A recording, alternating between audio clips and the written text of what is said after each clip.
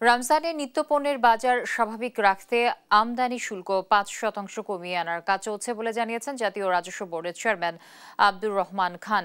রোববার হযরত শাহজালাল আন্তর্জাতিক বিমানবন্দরে কাস্টমস সেবা সহজ করতে যাত্রীদের জন্য হেল্প ডেস্ক উদ্বোধন অনুষ্ঠানে কথা বলেন তিনি। এ সময় খেজুর আমদানিতেও শুল্ক কমানোর পরিকল্পনা জানান এনবিআর চেয়ারম্যান। বলেন, রোজায় ভোগ্যপণ্যের দাম সহনীয় রাখতে সংশ্লিষ্ট সবাইকে নিয়ে কাজ করা হচ্ছে। পাশাপাশি করদাতাদের উৎসাহ দিতে আগামী বছর থেকে ই রিটার্ন দাখিলে মোবাইল অ্যাপ চালুর ঘোষণাও দেন তিনি।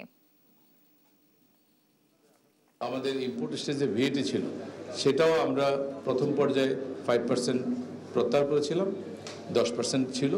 এটাও আমরা হয়তো খুব অচিরেই বাকি যে 10% আছে তার মধ্যে আরও 5% প্রত্যাহার করে নেব। আমাদের হিউজ রেভিনিউ লস হবে, কিন্তু আমরা চাই সামনে রমজান আসছে, আমাদের জনগণের যাতে বিশেষ করে এই নিত্য প্রয়োজনীয় মূল দ্রব্যগুলো যাতে তাদের ক্রয় ক্ষমতার মধ্যে থাকে।